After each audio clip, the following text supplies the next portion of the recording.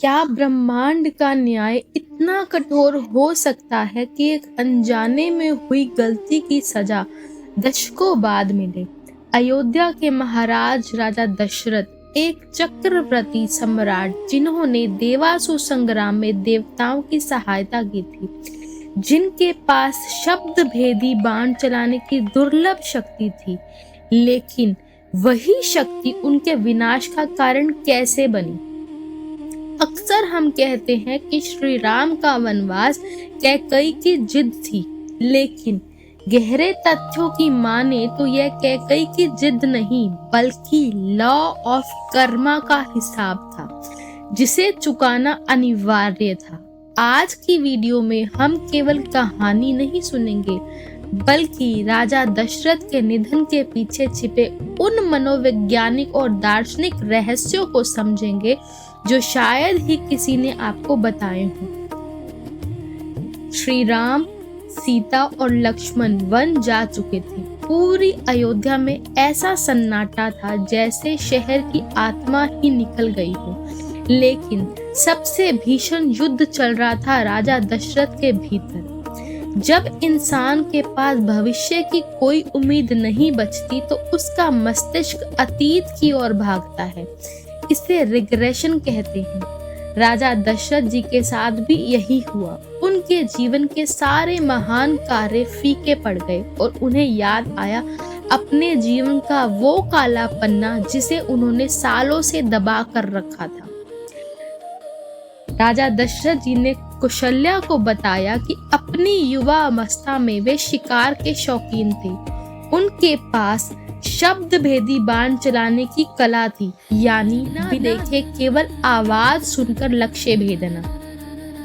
यहाँ गौर करने वाली बात है, शब्द भेदी होना एक हुनर है, लेकिन बिना देखे प्रहार करना अहंकार का भी प्रतीक है।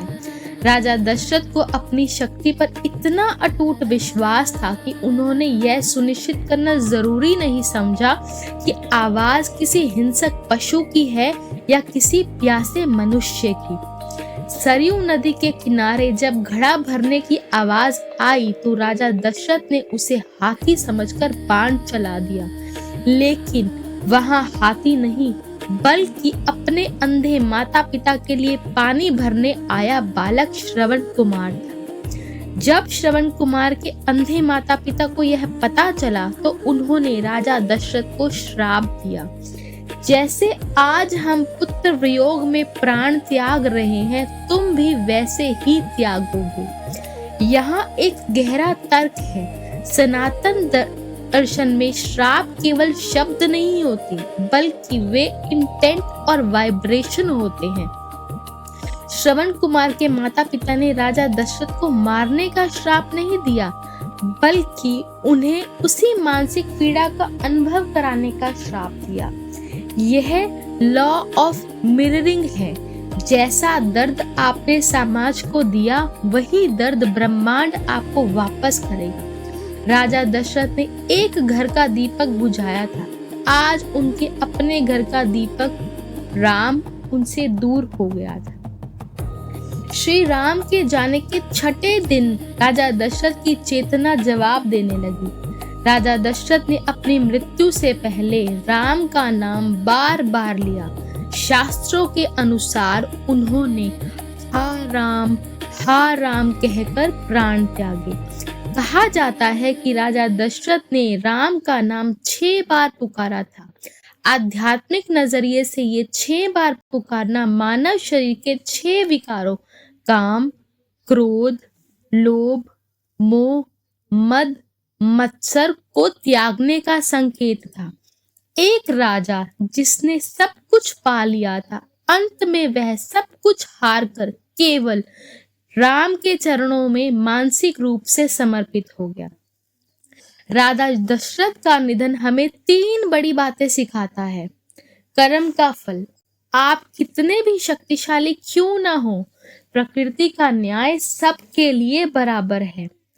पद का उत्तरदायित्व, एक राजा की छोटी सी लापरवाही यानी बिना देखे बाण चलाना पूरे राष्ट्र को अनाथ कर सकती है।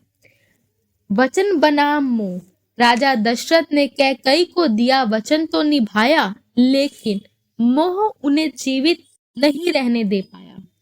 राजा दशरथ की मृत्यु अयोध्या के इतिहास का वो मोड़ था जहां से राम कथा एक व्यक्तिगत कहानी से निकलकर विश्व कल्याण की यात्रा बन गई। दोस्तों, क्या आपको लगता है कि राजा दशरथ के साथ न्याय हुआ? क्या एक अनजानी भूल की इतनी बड़ी सजा जायज थी? कमेंट में अपनी राय जरूर दें। अगले एपिसोड में हम बात करेंगे भरत की, जब उन्हें पता चला कि उनके पिता की मृत्यु हो चुकी है और उनके भाई राम वन में हैं, तो उन्होंने अपनी माता कैकई से क्या कहा। वह दृश्य आपके रोंगटे खड़े कर देगा। अगर यह गहराई पसंद आ रही हो तो चैनल को सब्सक्राइब करें और इस वीडियो को ज्यादा से ज्यादा शेयर करें। मिलते हैं अगले भाग में। प्रेम से कहिए जय श्री राम।